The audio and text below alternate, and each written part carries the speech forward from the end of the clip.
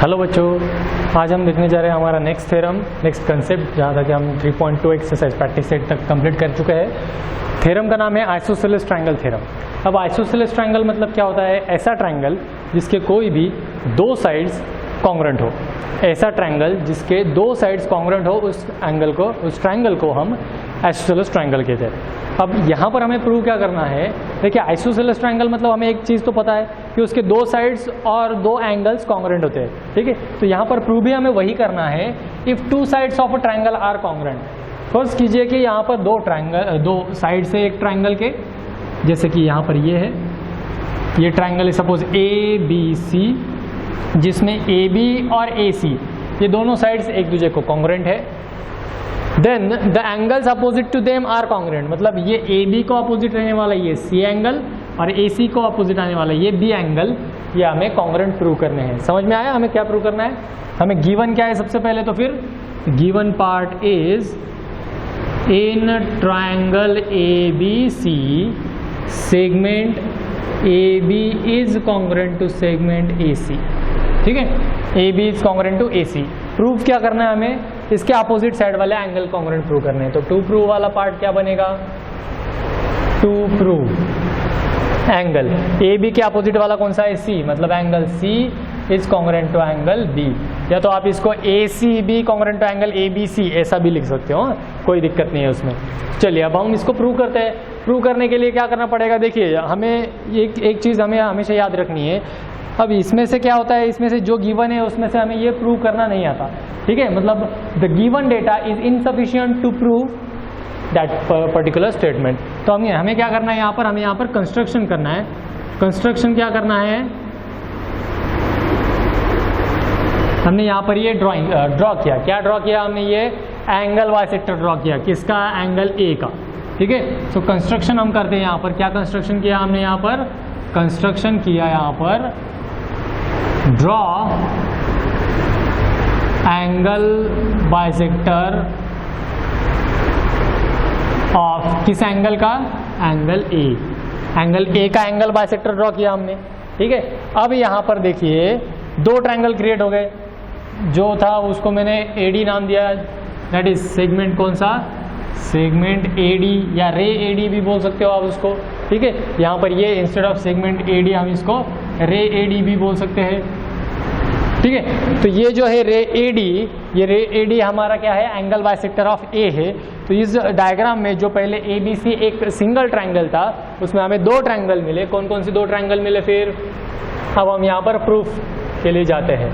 देखिए कौन सा? A D B and A D C in triangle A D B and triangle A D C, in this two triangles. ये दो triangle में क्या है? देखिए B A D and C A D, angle B A D. या पहले हम क्या करते हैं? इसको एक एक सेगमेंट ले लेते हैं, ठीक है। ये तो हमें कॉन्ग्रुएंट प्रूव करना है, ये एंगल बी और एंगल सी। पहले हम एक एक सेगमेंट ले लेते हैं। देखिए कौन सा सेगमेंट? सबसे पहले जो गिवन है वो लिया मैंने, segment A B is congruent to segment A C. ये क्या था हमें? गिवन, ठीक है। फिर angle B A D is congruent to angle C A D. ये कहाँ से आया? फ्रॉम कंस्ट्रक्शन, ठीक है ना। ये कंस्ट्रक्शन से ही मिला हमें। फिर एक है segment A D congruent to segment A D. अब ये क्यों होता है segment A D congruent to segment A D? या इसको रीजन क्या दे सकते हैं हम? इसको भी बाय कंस्ट्रक्शन लिख सकते हैं, लेकिन ये दोनों ट्रायंगल की कॉमन साइड है तो इसको कॉमन साइड लिख देंगे। ये क्या हो गया? ये कॉमन साइड। अब अगर ये कॉमन साइड है तो ये दोनों ट्रायंगल किस टेस्ट से कॉन्ग्रुएंट हो गए? S A S, side angle side test से। मतलब क्या हो गया? देखो triangle A D B, triangle A D B is congruent to triangle A D C, congruent to each other by which test? S A S test. अब जैसे कि हमें पता है, क्या पता है? दो ट्रायंगल अगर कॉन्ग्रुएंट हो जाते हैं तो दो ट्रायंगल कॉन्ग्रुएंट हो जाते ही उसकी जो करस्पॉन्डिंग साइड्स, ये एंगल की पेयर होती है, वो कॉन्ग्रुएंट बनती है। मतलब अगर हमें ये दो ट्रायंगल कॉन्ग्रुएंट दिखा दिए तो इनके करस्पॉन्डिंग एंगल्स, मतलब angle A B D is congruent to angle A C D इसको रीजन क्या लिखेंगे हम, CACT, मतलब क्या, corresponding angles of congruent triangles. अब दैट इज हम ABD एंगल को क्या लिख सकते हैं, एंगल B, और ACD एंगल को क्या लिख सकते हैं, angle C। Therefore angle B is congruent to angle C, hence prove. ये हमने प्रूव करके दिखा दिया। ये हो गया हमारा कौन सा ट्राइंगल का थ्योरम, आइसोसेलेस ट्राइंगल थ्योरम। अब इसके ऊपर बेस्ड एक करोलरी है। करोलरी मतलब क्या होता है, मैंने आपको पहले ही बताया। करोलरी क्या होता है, एक शॉर्ट थ्योरम होता है। इस थ्योरम से डिराइव की गई एक शॉर्ट थ्योरम, ठीक है, या इसकी हेल्प से प्रूव की गई या इसी के मैनर में प्रूव की गई एक शॉर्ट थ्योरम, मतलब करोलरी होता है। वो अब हम देखेंगे।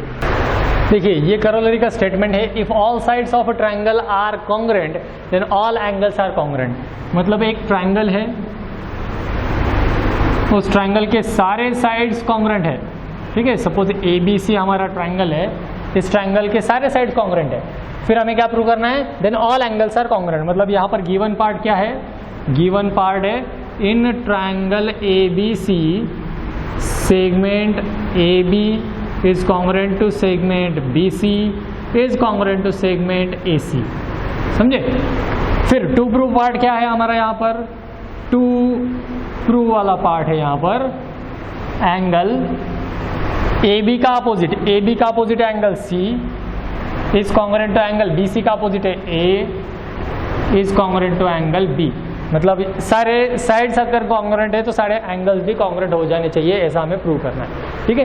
देखिए प्रूव यहाँ पर प्रूव सब करना है, इसलिए या इसको किसकी हेल्प है हमारे पास, इसको हमारे पास आइसोसेलेस ट्राइंगल की आइसोसेलेस ट्राइंगल थ्योरम की हेल्प लेके हमें ये सॉल्व करना है। देखिए प्रूफ में आएगा डायरेक्टली, जैसे कि हमें पता है कि in triangle ABC segment AB is congruent to segment AC, जो कि हमें गिवन है। अब ये गिवन है, इसकी वजह से क्या हो गया, देयरफॉर एंगल AB की अपोजिट वाली साइड एंगल कौन सा है, angle C is congruent to AC का अपोजिट वाला एंगल B। इसको मैं देता हूँ इक्वेशन नंबर 1। ये कहाँ से लाए हम, ये लाए हम isosceles triangle theorem, isosceles triangle theorem से ये लाए हम, ठीक है। अब ये हो गया। इसके बाद में अब क्या करेंगे, same triangle, now same triangle in ABC। अब जो दो साइड्स कंसीडर किए थे वो साइड छोड़ के दूसरे दो साइड कंसीडर करेंगे, ठीक है। मतलब देखिए अगर आपने AB और AC पहले कंसीडर किया है तब आप अब क्या करोगे, AB और BC कंसीडर करोगे या BC और AC कंसीडर करोगे, ठीक है। मतलब इन दोनों में से एक साइड तो रहने वाले, क्योंकि तीन साइड्स होते हैं, उसके आप कितने पेयरिंग कर सकते हो, दो पेयरिंग कर सकते हो, ठीक है। एक ही इसकी पेयर हो जाएगी, दूसरी इसकी पेयर, मतलब AB BC AC अगर है हमारे पास, देखिए AB BC और AC है तो AB और BC की पेयर करो, AC और BC की पेयर करो, ठीक है। तो आपके हिसाब से तो इसके आगे आ जाएगा ये segment AB is congruent to segment BC, ठीक है। ये भी क्या है, ये गिवन है। अब इसके हिसाब से क्या बन जाता है, देखिए AB के अपोजिट है angle C congruent to BC के अपोजिट एंगल A, ठीक है। ये हो गया equation number 2, isosceles triangle theorem again, ठीक है, फ्रॉम इक्वेशन 1 एंड 2। देखिए ये इक्वेशन 1 है, ये इक्वेशन 2 है। फ्रॉम इक्वेशन 1 एंड 2, ये दो इक्वेशन से हम क्या मिला सकते हैं, देखिए यहाँ पर angle B congruent to C है, यहाँ पर A कॉन्ग्रुएंट टू C है, मतलब angle A is congruent to angle B is congruent to angle C। ये हमने करोलरी प्रूव करके दिखा दी। क्या था करोलरी में, हमें प्रूव करना था अगर सारे के सारे साइड्स कॉन्ग्रुएंट है तो सारे के सारे एंगल भी कॉन्ग्रुएंट होंगे, ये हमें प्रूव करना था, वो हमने यहाँ पर प्रूव करके दिखा दिया। समझ में आया। देखिए जैसे हमने आइसोसेलेस ट्रायंगल थ्योरम पढ़ा, अब उसका हमें पढ़ना है कॉन्वर्स। कॉन्वर्स मतलब क्या है, आपने पढ़ा है फर्स्ट चैप्टर में ही। कॉन्वर्स मतलब ऐसा होता है एंटीसीडेंट एंड कॉन्सिक्वेंस को अगर हम इंटरचेंज कर दे तो वो हमारा मिलता है कॉन्वर्स। मतलब देखिए आइसोसेलेस ट्रायंगल थ्योरम ने क्या किया था, हमें क्या गिवन था, हमें गिवन था टू साइड्स आर कॉन्ग्रुएंट, और प्रूव क्या किया था हमने, टू एंगल्स आर कॉन्ग्रुएंट। अब ये पार्ट में एक्सचेंज कर देता हूँ, क्या होगा यहाँ पर गिवन क्या होगा, टू एंगल्स आर कॉन्ग्रुएंट, और प्रूव क्या करना पड़ेगा, टू साइड्स आर कॉन्ग्रुएंट, ठीक है। तो ये हमने यहाँ पर स्टेटमेंट यहाँ पर गिवन है, देखिए if two angles of triangle are congruent then the sides opposite to them are congruent. मतलब अगर कोई ट्रायंगल सपोज हमें गिवन है उस ट्राइंगल के अगर कोई दो एंगल्स कॉन्ग्रुएंट है तो उनके अपोजिट साइड्स भी कॉन्ग्रुएंट होते हैं, ये हमें प्रूव करना है। ठीक है, again considering suppose a triangle ABC given that in triangle ABC angle B is congruent to angle C। यह हमें गिवन है। टू प्रूव, क्या प्रूव करना है हमें प्रूव करना है इसके अपोजिट वाली साइड, एंगल B के अपोजिट मतलब AC, segment AC is congruent to segment AB, ये हमें प्रूव करना है। अब जैसे कि हम जानते हैं कि इस हिसाब से अगर हम देखें तो ये हमें प्रूव करने के लिए ये सफिशिएंट इंफॉर्मेशन नहीं है, इसलिए हम कंस्ट्रक्शन फिर से वही करेंगे, draw angle bisector of angle A। Construction क्या करेंगे हम, सेम जो इससे पहले थ्योरम में जो कंस्ट्रक्शन किया था वही कंस्ट्रक्शन करेंगे।